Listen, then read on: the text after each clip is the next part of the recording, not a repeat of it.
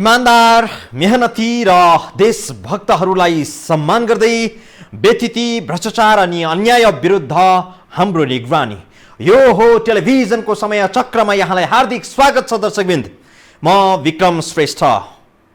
गएको निर्वाचनमा जनताले आगामी 5 वर्षका लागि नेकपालाई सरकार चलाउने जनादेश दिएका छन्। जनताले 5 वर्षसम्म ढुक्कैसँग स्थिर सरकारका लागि वाम गठबन्धनलाई मत जाहेर गरेका थिए। गठबन्धनका नेताहरूले जनतासँग भोट पनि यसकै लागि मागेका थिए।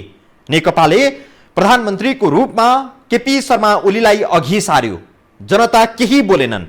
अब बीचमै नेकपाले भइरहेको सरकार भत्काएर अर्को बनाउन खोजिरहेको छ। यस बीचमा आम मतदाताको पक्षबाट बोल्नै पर्ने भएको छ। ओली सरकार अलोकप्रिय छ कि लोकप्रिय छ भन्ने फैसला गर्ने अधिकार जनताबाट नेताहरूले खोज्न मिल्दैन। ओली सरकार अलोकप्रिय छ भने जनताले आउँदो चुनावमा हटाइदिनेछन्। आफ्नो स्वार्थ पूरा गर्न जनताको अधिकार नेताहरूले खोज्न हुँदैन। पार्टीको आन्तरिक किचलोमा जे सुकै गरे पनि जनतालाई लिनु दिनु केही छैन। स्थिर सरकार भनेर भोट माग्ने अनि दुई वर्षमा मोज मस्ती नै उद्देश्य राखेर सरकार बनाउने र खेल्ने धन्दाबाट जनता अजित छन्। नेताहरूले यो तथ्य बुझ्न जरुरी छ।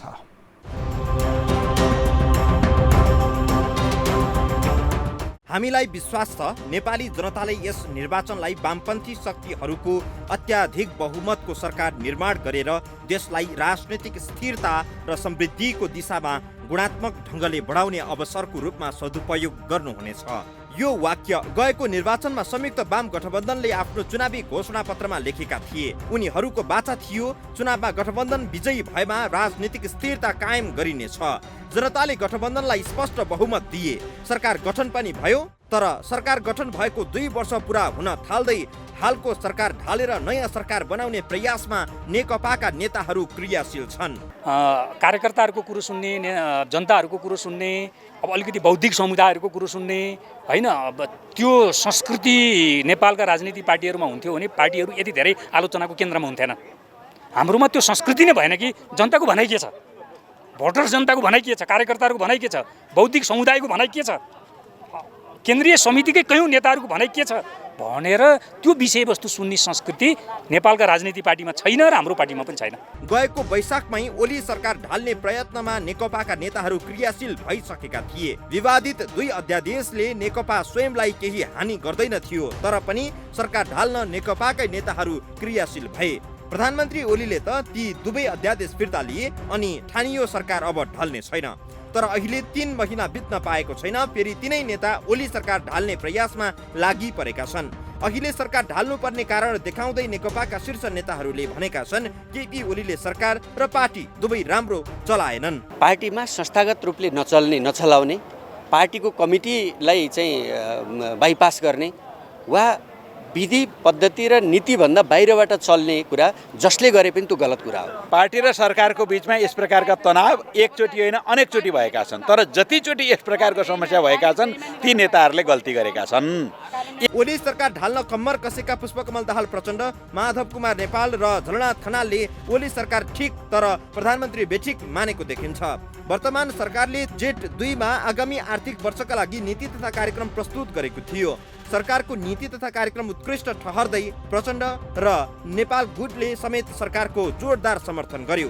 त्यसपछि जेठ 15 मा बजेट पनि प्रस्तुत गरियो। त्यसलाई पनि दुवै गुटले समर्थन जनाए र संसदबाट पारित नै गरे। सरकारले ल्याएका सबै कार्यक्रम ठिक मान्ने प्रचण्ड र नेपाल गुटले प्रधानमन्त्री ओलीलाई भने हटाउन खोजेका छन्, त्यो पनि प्रधानमन्त्री र अध्यक्ष दुवै पदबाट। पहिले अध्यादेशको नाममा सरकार ढाल्न खोजियो। त्यसबेला नेपालका लागि चिनिया राजदूत हौ याङछीको प्रयासले सरकार ढल्नबाट जोगिएको थियो।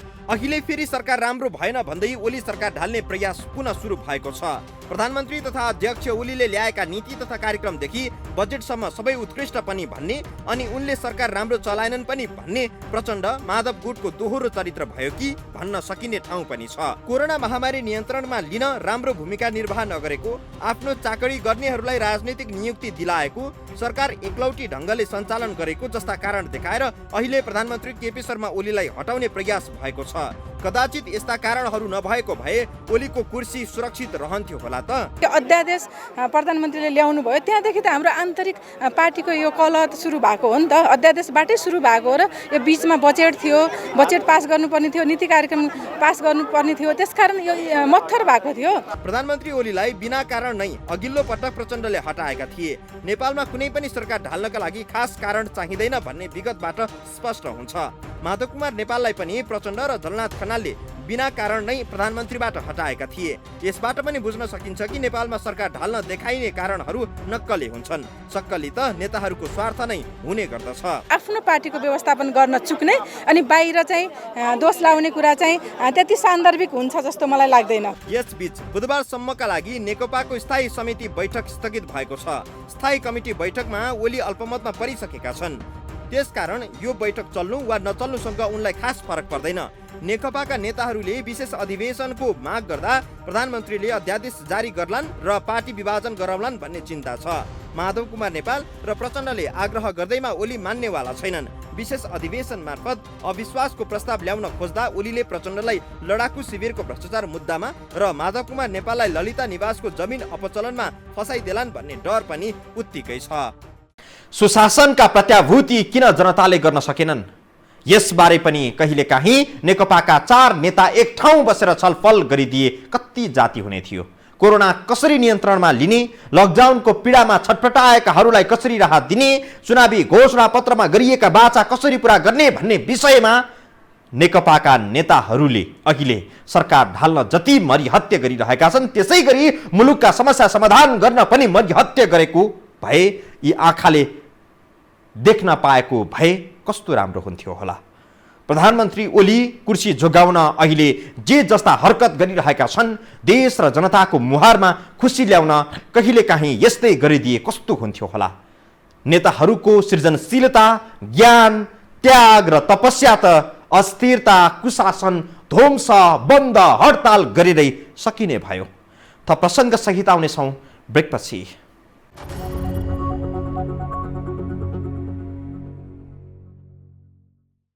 यति बेला नेपाल कम्युनिस्ट पार्टी अप्ठ्यारो बिन्दुमा आएर अडिएको छ। दर्शकवृन्द, केपी शर्मा ओलीलाई पार्टी र प्रधानमन्त्री दुवै पदबाट हटाउन पुष्पकमल दाहाल प्रचण्ड र माधव कुमार नेपाल गुट एक भएका छन्।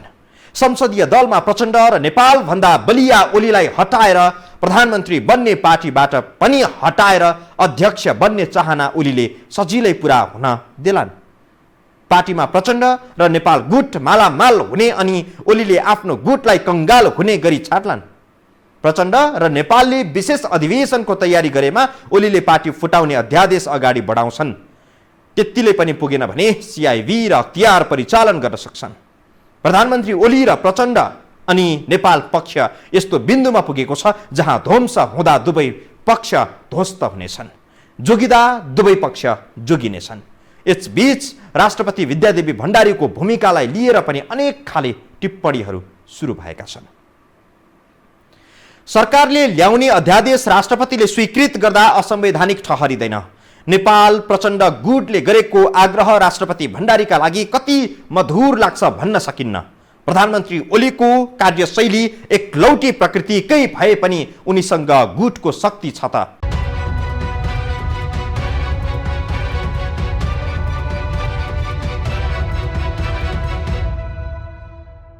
गत वैशाख 8 गते प्रधानमन्त्री केपी शर्मा ओलीले राजनीतिक दल विभाजन र संवैधानिक परिषद सम्बन्धी 2 अध्यादेश हठात जारी गराउन राष्ट्रपति विद्यादेवी भण्डारी समक्ष पठाए।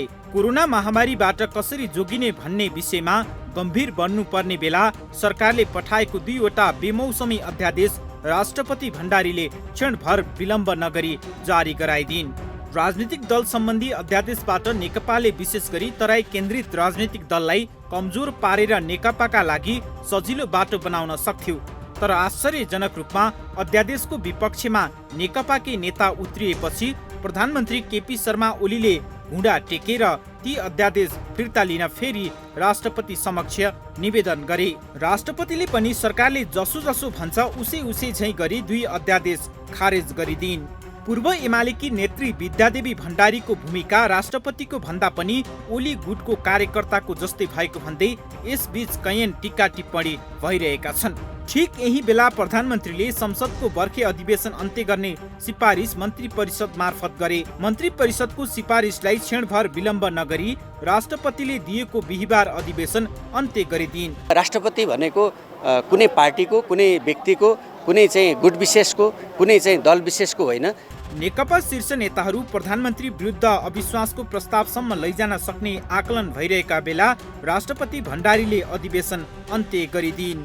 संसद अधिवेशन अन्त्य गरेपछि प्रधानमन्त्री र राष्ट्रपति विरुद्ध नै विभिन्न खाले टिप्पणी भइरहेका छन्। पूर्व प्रधानमन्त्री डाक्टर बाबुराम भट्टराईले प्रधानमन्त्री ओलीलाई धूर्त शासकको संज्ञा दिँदै लेखे, संसदविहीन अवस्थाको कटु अनुभवबाट सिकेर नयाँ संविधानमा संसद कहिले नमर्ने व्यवस्था गरेका हुँ। तर ओली जस्ता धूर्त शासकले संसदलाई लहरको भरमा मृतप्राय कोमामा राख्ने भए।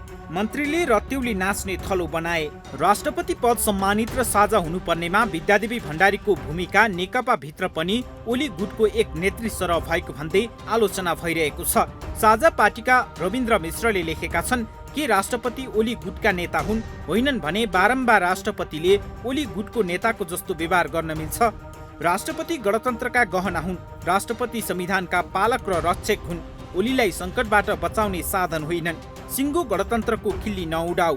नेकपाकै नेता कार्यकर्ताहरूमा भने राष्ट्रपति विद्यादेवी भण्डारीको भूमिकालाई लिएर मिश्रित धारणा छ। उहाँ जस्तो एउटा सम्मानित ठाउँमा बसेर संस्थाको रूपमा बसेर चाहिँ धेरै विवादित हुने कामहरू अनि एउटा पार्टी विशेषलाई दल विशेषको मात्रै एउटा राष्ट्रपति जस्तो चाहिँ उहाँहरू नबन्न हुनको लागि हामी आग्रह गर्दछौँ। सार्वजनिक हिसाबले आलोचना हुन सुरु गर्यो। नेकपाको एउटा सम्पर्क कार्यालय राष्ट्रपति कार्यालयमा राख्नु पर्यो भनेर सार्वजनिक आलोचना हुन थालिसक्यो। कुनै पनि कानुन आउँदा, प्रस्ताव आउँदा, अध्यादेश आउँदा यो मुलुकको दीर्घकालीन हितका लागि उचित छ कि छैन भनेर उहाँले विवेक पुर्याउनु पर्छ। उहाँलाई त्यो अधिकार छ। नेकपा भित्र कल उत्कर्षमा पुगिरहँदा राष्ट्रपतिसँग प्रधानमन्त्रीले त पटक पटक भेटेका छन् नै। नेकपाका अर्का अध्यक्ष पुष्पकमल दाहाल प्रचण्डले समेत भेटेर तटस्थ भूमिका निर्वाह गर्न आग्रह गरेका थिए। राष्ट्रपतिलाई महाअभियोग लगाउने षड्यन्त्र भइरहेको भनेर प्रधानमन्त्री केपी शर्मा ओलीले अभिव्यक्ति दिएपछि आइतबार नेकपाका नेताहरू राष्ट्रपति भण्डारी कहाँ पुगेर स्पष्टीकरण दिएका छन्। उनीहरूले प्रधानमन्त्री ओलीले इमोसनल ब्ल्याकमेलिङ गरिरहेका कारण त्यस्तो षड्यन्त्रमा नपर्न आग्रह गरे। आइतबार राष्ट्रपतिलाई पुष्पकमल दाहाल प्रचण्ड, माधव कुमार नेपाल र झलनाथ खनालले भेट गरेका थिए। प्रधानमन्त्री ओलीले संसद अधिवेशन अन्त्य गरिसकेका छन्। विशेष अधिवेशनका लागि दलहरूले आग्रह गरेमा प्रधानमन्त्रीले नयाँ अध्यादेश ल्याएर पार्टी विभाजन गर्न सक्छन् भन्ने एक्का पनि नेकपाका नेताहरूले गरिरहेका छन्। मुलुकमा उहाँको कारणले कुनै दुर्घटनाजन्य कानुनहरू आउने छैनन्, अध्यादेशहरू आउने छैनन् भनेर हामीले सम्झने हो। उहाँको विवेकले काम गर्ने कुरामा कमी भएको छ भने त्यहाँ सच्याउनु हुनेछ।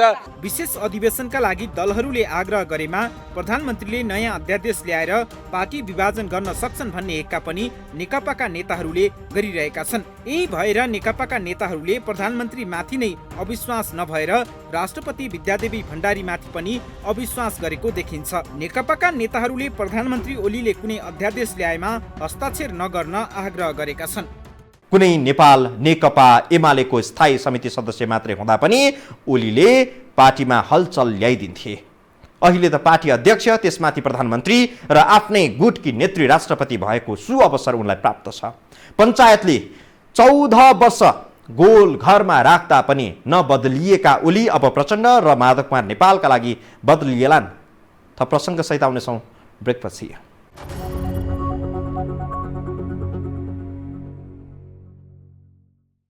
नेपालको आन्तरिक राजनीतिमा विदेशी शक्तिहरू आफै प्रवेश गर्छन् कि गर्दैनन् ग्यारेन्टी गर्न सकिन्न। तर नेपाली नेताहरू चाहिँ आफै विदेशीहरूलाई घर झगडामा प्रवेश गराउँछन्, यो चाहिँ ग्यारेन्टी गर्न सकिन्छ।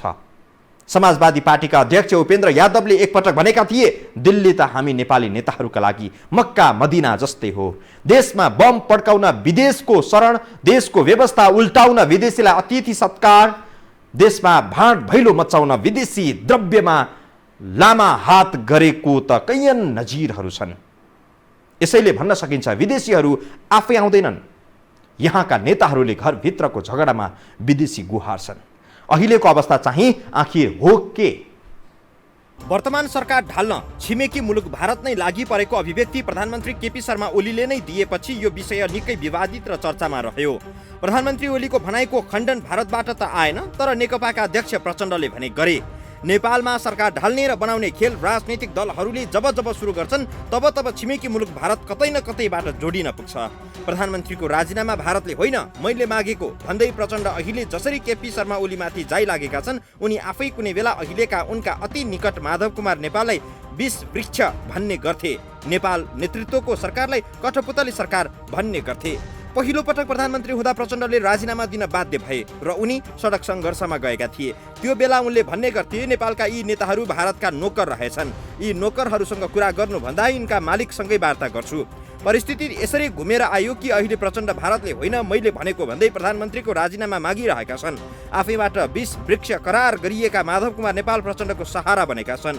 अरूलाई भारतको नोकर ठान्ने प्रचण्डमाथि नै लक्षित गर्दै प्रधानमन्त्री ओलीले भनिरहेका छन् मलाई हटाउने खेलमा छिमेकी देशसहित यहाँका नेता पनि छन्। यो प्रकरणमा छिमेकी मुलुक नेपथ्यमा छ। दृश्यमा रहेका नेताहरू आलो पालो गर्दै कोही राष्ट्रवादी भइरहेका छन्, कोही भारतीय दलाल। माधव कुमार नेपाललाई 20 वृक्ष ठान्ने प्रचण्ड केही शान्ति प्रक्रियामा आउने बखत हाकाहाकी केपी शर्मा ओलीलाई भारतीय दलाल भन्ने गर्थे। अतिक्रमित नेपाली भूमिलाई नेपालको नक्सामा राखेको, नागरिकता विधेयक मार्फत विदेशी महिलालाई सजिलै नागरिकता दिन रोक लगाउने जस्ता काम गरेका कारण केपी शर्मा ओलीलाई भारतले हटाउन खोजेको चर्चा राजनैतिक वृत्तमा छ। केहीले त दाबी नै गरेका छन् कि ओली सरकारलाई भारतले पटक्कै मन पराएको छैन। नेपालले आफ्नो भूमि आफ्नै हो भनेर नक्सा जारी गरेपछि छिमेकी मुलुक भारत रिसाएको कुरामा दुई मत छैन। जेठ 27 मा परराष्ट्र मन्त्री प्रदीप गेवालीले संसदमा लगातार वार्ताका लागि भारतसँग प्रयास गर्दा पनि कुनै जवाफ नआएको जानकारी गराएका थिए। नक्सा जारी गर्ने कार्य नेपालको संसदले गरेको थियो। यसमा प्रधानमन्त्री केपी शर्मा ओली मात्रै भारतको आँखी बनेका होलान् त? वास्तवमा नक्सा प्रकरणमा भारत रिसाउँदा मधेस केन्द्रित राजनीतिक दलदेखि प्रतिपक्षी नेपाली काङ्ग्रेससँग समेत रिसाउनु पर्ने हो। सरकारसँग मात्रै किन रिसाउला त? आन्तरिक किचलो बढेपछि विदेशीहरूले खेल्न खोज्नु अनौठो भएन। नेकपाका नेता कार्यकर्ताहरू पनि यो तथ्यमा सहमति जनाउँछन्। कुनै विदेशी त खेलिरह हुन सक्छ। विदेशीहरू जसले नेपाललाई कमजोर पारेर नेपालको सार्वभौमसत्तालाई कमजोर पारेर जो आफ्नो लाभ लिन चाहन्छ त्यो त आज होइन 50औं वर्ष अगाडिदेखि खेलिरहेको थियो। नेपालभित्र भएको आन्तरिक ठुलो पार्टी त पनि रुलिङ पार्टीभित्र भएको विवादलाई काहीँ न काहीँ उहाँहरूले पनि हेरेको हुनुपर्छ। तर जसरी डाइरेक्ट विदेशीले हस्तक्षेप गरेर यो भएको छ भनेर बाहिर पनि आएको छ, म चाहिँ त्यो कुरा त्यति मान्दिनँ। किन प्रधानमन्त्री केपी शर्मा ओली नाकाबन्दी लगाउने भारत विरुद्ध वाक युद्ध गरेर लोकप्रियताको शिखरमा चढेका थिए। अहिले भारततिरै देखाएर आफ्नो पार्टीमा रहेका आफ्ना विरोधीहरूलाई तह लगाउन खोजिरहेका त छैनन्। प्रमुख त आन्तरिकै हो। बाहिर आफ्नो थैली मजबुत ढङ्गले बाँध्यो भने बाहिरकोले केही गर्न सक्दैनन्। यसकारण कसले खेल्यो भनेर होइन, म अर्कालाई खेल्ने ठाउँ दिन्छु कि दिन्न, म के गर्दैछु, म एक बनाउँदैछु कि फुटाउँदैछु हो, यतातिरबाट सोच्नुपर्छ।